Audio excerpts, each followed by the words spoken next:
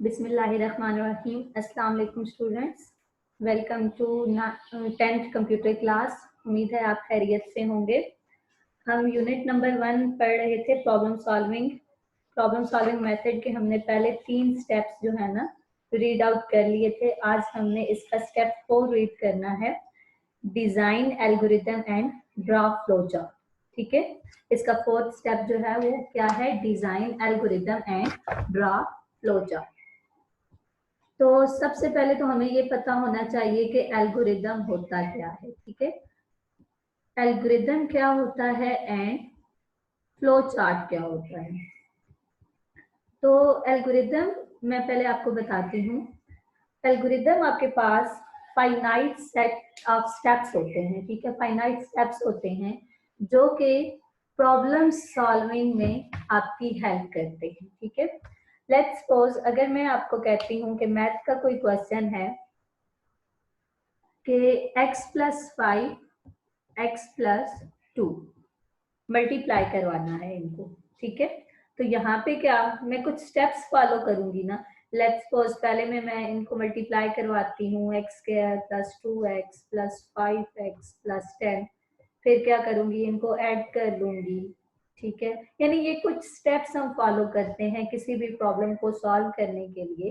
तो उन set of steps को हम क्या कहते हैं, एल्गोरिदम कहते हैं। ठीक है, कंप्यूटर साइंसेज में एल्गोरिथम जो होता है वो सिंपल इंग्लिश लैंग्वेज में लिखा जाता है। ठीक है, फॉर एग्जांपल अगर मैं यहाँ पे एल्गोरिथम की बात करूँ कि मुझे 2 नंबर्स को ऐड करना है, उसका मैं प्रोग्राम राइट कर रही हूँ, तो उसका मैं एल्गोरिथम कैसे डिजाइन करूंगी। तो सबसे पहले तो मुझे क्या चाहिए, इनपुट चाहिए ना, वो 2 नंबर्स चाहिए जिनको मैंने ऐड करना है। ठीक है, तो लेट्स सपोज मैं उन 2 नंबर्स को ए और बी का नाम दे देती हूँ। ठीक है, तो मैं क्या करवाऊंगी, इनपुट ए एंड बी। उसके बाद मैं क्या करूंगी कि ए को भी कुछ वैल्यू असाइन करूंगी, लेट्स सपोज। ठीक है, बी को भी वैल्यू असाइन करूंगी। सही है, उसके बाद प्रोसेसिंग होनी है ना। उसके बाद क्या होना है, प्रोसेसिंग होनी है। प्रोसेसिंग क्या होनी है कि ए प्लस बी। ठीक है, यानी पहला स्टेप हमारा क्या था, इनपुट का था। सेकंड स्टेप हमारा क्या है, प्रोसेसिंग का है। प्रोसेसिंग के बाद जब हम प्लस ये परफॉर्म कर चुके होंगे तो यहाँ पे हमारा रिजल्ट आएगा ना, रिजल्ट या जो हमारी आउटपुट होगी। ठीक है, तो यहाँ पे हम रिजल्ट को शो कर रहे होंगे। तो इसी तरह से किसी भी प्रॉब्लम को सॉल्व करने के लिए सर्टेन स्टेप्स होते हैं जिनको हम फॉलो करते हैं और अपने प्रॉब्लम का जो सोल्यूशन है उसको फाइंड आउट करते हैं। तो यहाँ से हम रीड कर लेते हैं कि बुक इसके अबाउट क्या कहती है। Designing the algorithm requires to develop a finite list of step to solve a problem. ठीक है, यानी एक फाइनाइट लिस्ट होते हैं, इनफाइनाइट स्टेप्स नहीं हो सकते, क्योंकि अगर इनफाइनाइट स्टेप्स हों तो हमें तो अपने प्रॉब्लम का सोल्यूशन ही ना मिले ना। तो इसीलिए फाइनाइट स्टेप्स होते हैं किसी भी प्रॉब्लम को सॉल्व करने के लिए। It is then verified that whether the algorithm solves the problem as intended or not। यानी देखो यहाँ पे जो मैंने स्टेप्स बनाए, ठीक है, अब मैंने ये देखना है, मैंने ये वेरीफाई करना है कि जो मैंने एल्गोरिदम बनाया है और जिस मकसद के लिए बनाया है वो मकसद फुलफिल हो रहा है कि नहीं, यहाँ मुझे आंसर मिल रहा है कि नहीं। ठीक है, तो एल्गोरिदम को वेरीफाई करना जरूरी है कि वो आपके जो रिक्वायरमेंट्स हैं उनको फुलफिल कर रहा है या नहीं। ठीक है, तो आगे देखते हैं। Writing algorithms is often the most difficult part of the problem solving process. Most computer algorithm performs at least following 3 steps। यानी ये यहाँ पे बता रहा है कि एल्गोरिदम के जो है ना एटलीस्ट 3 स्टेप्स कौन से होंगे। वैसे तो बड़े बड़े जो प्रॉब्लम्स होते हैं उनके एल्गोरिदम्स भी बहुत लॉन्ग होते हैं, कितने 1000 पेजेस तक भी पहुंच जाते हैं। मतलब बहुत बड़े जो सॉफ्टवेयर होते हैं उनका एल्गोरिदम भी बहुत बड़े बड़े होते हैं। तो यहाँ पे जो मेन स्टेप्स होते हैं हमारे पास, जो मैंने भी पहले भी आपको एक एल्गोरिथम लिख के दिखाया, उसमें 3 ही स्टेप्स थे, इनपुट, प्रोसेसिंग एंड आउटपुट। तो ये यहाँ पे भी यही बता रहा है। गेट डेटा मीन्स कि हम यूजर से डेटा लेंगे, वो इनपुट होगी। परफॉर्म कंप्यूटेशन, कंप्यूटेशन क्या होती है कि जो भी हम ऑपरेशन यहाँ पे परफॉर्म कर रहे होंगे, तो जब भी हम ऑपरेशन परफॉर्म करेंगे उस काम को क्या कहेंगे, प्रोसेसिंग कहेंगे। ठीक है, जब हम यूजर से डेटा ले रहे होंगे तो उसको इनपुट कहेंगे। जब हम कोई प्रोसेसिंग कर रहे होंगे, कोई ऑपरेशन परफॉर्म कर रहे होंगे तो वो प्रोसेसिंग होगी। और जब हम प्रोसेसिंग के बाद हमारा रिजल्ट आएगा ना, तो उस रिजल्ट को हम आउटपुट कहेंगे, ठीक है। Once the algorithm has been designed, it should be verified through desk checking. अब desk checking क्या होती है? For example, मैंने यहाँ पे ना क्या किया कि एक algorithm डिजाइन किया, ठीक है, मैंने algorithm डिजाइन कर लिया है। अब मैं क्या करूंगी कि इसकी desk checking करूंगी। अब desk checking क्या होती है? Desk checking एक प्रोसेस होता है जिसमें हम अपने जो algorithm हमने राइट किया है, उस algorithm की हम केयरफुली ऑब्जर्वेशन करते हैं, उसके टेस्ट केसेस बनाते हैं, ठीक है, कि आया हमने जो टेस्ट केसेस बनाए हैं उन पे हमारा एल्गोरिदम जो है वो रन हो रहा है कि नहीं। लेट्स सपोज अगर मैं इसी की बात करूं कि यहाँ पे मैंने क्या कहा था कि इनपुट होगी, इनपुट क्या होगा, ए एंड बी होगा, प्रोसेसिंग इसमें क्या होगी, ए प्लस बी होगी, और रिजल्ट हमारा क्या आएगा कि जो इनका प्लस करने के बाद यहाँ पे जो इनका आंसर आएगा। तो मैं यहाँ पे इसकी डेस्क चेकिंग करती हूँ। डेस्क चेकिंग में हम क्या करते हैं कि जो भी हम इनपुट ले रहे होते हैं उसकी कोई वैल्यूज अज्यूम कर लेते हैं, ठीक है। जैसे यहाँ पे इनपुट ए और बी है, तो ए की मैं वैल्यू अज्यूम कर लेती हूँ 1, बी की मैं वैल्यू अज्यूम कर लेती हूँ 2, ठीक है। तो यहाँ पे देखो इसके बाद इसकी प्रोसेसिंग होनी है ना, यानी ए और बी को प्लस करना है। तो यहाँ पे मैं क्या करूंगी कि 1 + 2, तो इसका रिजल्ट क्या आएगा 3। तो यहाँ पे अब मेरा एल्गोरिदम का आंसर सही आ रहा है ना, मैंने जो टेस्ट केस ये लिया है, टेस्ट केस है ना ये, कि कोई भी वैल्यूज में लेके उसको टेस्ट कर रही हूँ, ठीक है। अब हम किसी भी मतलब एल्गोरिदम की जब डेस्क चेकिंग करते हैं तो एक से ज्यादा टेस्ट केसेस बनाते हैं, और अगर सब में आंसर जो है करेक्ट आ रहा हो तो इट मीन्स कि हमारा जो एल्गोरिदम है वो सही है, ठीक है। अगर फॉर एग्जांपल मैं यहाँ पे एक और टेस्ट केस बनाती हूँ, ठीक है, टेस्ट केस 2, यहाँ पे मैं ए की वैल्यू 0 ले लेती हूँ, बी की वैल्यू 2 ले लेती हूँ। जब मैं इसकी प्रोसेसिंग करूंगी 0 + 2, तो इसका आंसर 2 आएगा, इट मीन्स रिजल्ट 2 ही आना चाहिए ना। तो इसका मतलब है ये जो हमने एल्गोरिदम राइट किया है इसका ये बिल्कुल करेक्ट है, क्योंकि ये मल्टीपल टेस्ट केसेस पे वो सही रिजल्ट दे रहा है, ठीक है। तो डेस्क चेकिंग क्या होती है, carefully observing the working of algorithm, ठीक है। आगे हम देखते हैं, यहाँ से भी अगर आप रीड कर लें, desk checking is an important part of algorithm design that is often overlooked. To desk checking an algorithm, we must carefully perform each algorithm steps just as a computer would do and verify that the algorithm. यहाँ पे आप देखो programme की इसने definition बताई है जो आप छोटी क्लासेस से पढ़ते आ रहे हो। Program is a set of instructions given to program to solve a particular problem, ठीक है।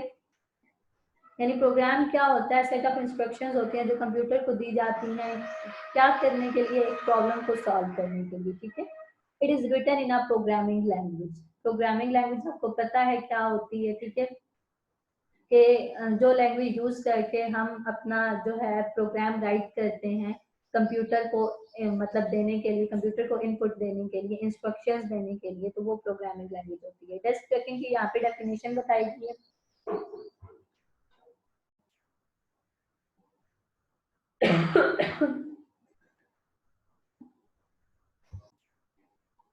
डेस्क चेकिंग की यहाँ पे डेफिनेशन बताई गई। Desk checking is the process of carefully observing the working of algorithm on the paper, ठीक है। Paper पे आप जो है ना इसको अपने एल्गोरिदम को टेस्ट केसेस बना के चेक करते हो, ठीक है। डेस्क चेकिंग को आप ड्राई रन भी बोलते हो, कि आप अपने एल्गोरिदम को, अपने प्रोग्राम को ड्राई रन कर रहे हो, यानी पेपर पे उसको सॉल्व कर रहे हो, ठीक है। यहाँ तक होप सो आपको एल्गोरिदम का क्लियर हो गया। अब हम देखते हैं फ्लो चार्ट क्या होता है। जब हम एल्गोरिदम डिजाइन कर चुके होते हैं, ठीक है, जब हम एल्गोरिदम डिजाइन कर लेते हैं, जैसे पिछला हमने एल्गोरिदम लिया था, तो एल्गोरिदम डिजाइन करने के बाद हम इसको ग्राफिकली रिप्रेजेंट करते हैं, ठीक है, पिक्टोरिकली रिप्रेजेंट करते हैं। तो जो पिक्टोरियल रिप्रेजेंटेशन ऑफ एल्गोरिदम होती है उसको आप फ्लो चार्ट कहते हो, ठीक है। अब फॉर एग्जांपल अगर मैं इस एल्गोरिदम का फ्लो चार्ट बनाती हूँ तो सबसे पहले तो मैं इनपुट लूंगी। ये आप आगे जाके आपका फ्लो चार्ट का एक कंप्लीट टॉपिक है, तो वो आप सिंबल्स देख लोगे कि किसके लिए क्या सिंबल होता है, ठीक है। तो प्रोसेसिंग, उसके बाद रिजल्ट, यानी आउटपुट। तो ये इनपुट पहले आपने ली, प्रोसेसिंग ली, आउटपुट ली, ठीक है। फ्लो चार्ट एक्चुअली शो क्या करता है कि आपने किस फ्लो में स्टेप्स परफॉर्म करने हैं। यानी अब देखें, अगर यहाँ पे पता चल रहा है कि फर्स्ट नंबर में हमने ये वाला स्टेप परफॉर्म करना है, उसके बाद सेकंड ये वाला आता है, थर्ड ये वाला आता है, ठीक है। इन अदर वर्ड के फ्लो चार्ट किसी भी एल्गोरिदम की डायरेक्शन को शो करने के लिए बनाया जाता है, ठीक है। ठीक है, तो एल्गोरिदम क्या होता है, सॉरी, फ्लो चार्ट क्या होता है, एल्गोरिदम की डायरेक्शन को शो करने के लिए कि हमने पहले कौन सा स्टेप परफॉर्म करना है, सेकंड कौन सा करना है, लास्ट पे कौन सा करना है, ठीक है। तो आपका जब फ्लो चार्ट और एल्गोरिदम बिल्कुल सही से राइट हुआ होगा, तब जो प्रॉब्लम सॉल्विंग मेथड के अगले स्टेप्स हैं वो सही से परफॉर्म हो सकेंगे, ठीक है। तो नेक्स्ट अगर हम स्टेप देखें, राइटिंग द प्रोग्राम। अब यहाँ तक हमने अपना क्या किया, एल्गोरिदम और फ्लो चार्ट डिजाइन कर लिया है। उसके बाद हम क्या करेंगे कि जो हमने एल्गोरिदम डिजाइन किया है उसको हम प्रोग्राम करेंगे। प्रोग्राम मैंने आपको बताया था कि जब भी हमने कोई अपना एल्गोरिदम राइट किया हुआ होता है या उसका फ्लो चार्ट बनाया हुआ होता है, तो उसके बाद हम उसको प्रोग्राम करते हैं, उसकी कोडिंग करते हैं। कोडिंग कैसे करते हैं, कोई भी प्रोग्रामिंग लैंग्वेज यूज करके उसकी कोडिंग करते हैं, क्योंकि हमारे पास एल्गोरिदम तो इसी तरह से सेम जो है ना इंग्लिश लाइक लैंग्वेज में लिखा हुआ है ना, ठीक है, इंग्लिश वर्ड्स यूज करके तो हमने अपना एल्गोरिदम राइट किया हुआ है। लेकिन अब डायरेक्टली यही तो आप कंप्यूटर में रन नहीं कर सकते, क्योंकि आपका कंप्यूटर तो जो है ना 01 की लैंग्वेज समझता है। तो यहाँ पे जो आप कोडिंग करते हैं अपनी, वो हाई लेवल लैंग्वेज को यूज करके करते हैं, ठीक है। High level language for example C, C plus plus, Java, ठीक है, बहुत सारी हाई लेवल लैंग्वेजेस हैं, उनमें से आप किसी एक को यूज करते हो और अपनी जो एल्गोरिदम आपने राइट किया होता है उसको कोडिंग करते हो, ठीक है। इसीलिए कहा जाता है कि एल्गोरिदम और फ्लो चार्ट बिल्कुल एक्यूरेट होना चाहिए, क्योंकि कोई भी प्रोग्रामर है जिसने प्रोग्राम राइट करना है आपका एल्गोरिदम को देख के, तो वो सिर्फ एल्गोरिदम को देख के प्रोग्राम आपका राइट करेगा, फ्लो चार्ट को देख के राइट करेगा। तो मतलब उसको सही से क्लियर बताना चाहिए, फ्लो चार्ट को सब कुछ मतलब एक्सप्लेन करना चाहिए कि हाँ इस स्टेप में ये हो रहा है, ठीक है, ताकि प्रोग्रामर के लिए आसानी हो। यहाँ पे इन्होंने बताया है the grammatical rules of programming language to write programs are refer to as syntax of that programming language. ये आप इसको जो है ना अंडरलाइन कर लें, ये इंपॉर्टेंट शॉर्ट क्वेश्चन है कि what is the syntax of programming language. Syntax क्या होता है कि रूल्स होते हैं, जैसे आप इंग्लिश लैंग्वेज पढ़ते हो ना तो इंग्लिश ग्रामर भी साथ पढ़ते हो, ठीक है। इंग्लिश ग्रामर में क्या रूल्स होते हैं ना, किसी भी सेंटेंस को राइट करने के लिए, कोई भी पैराग्राफ राइट करने के लिए कुछ रूल्स होते हैं। तो यहाँ पे भी कोई भी हाई लेवल लैंग्वेज है उसके कुछ रूल्स होंगे, तो उन रूल्स को आप सिंटैक्स बोलते हो, ठीक है। यहाँ तक क्लियर है आपको?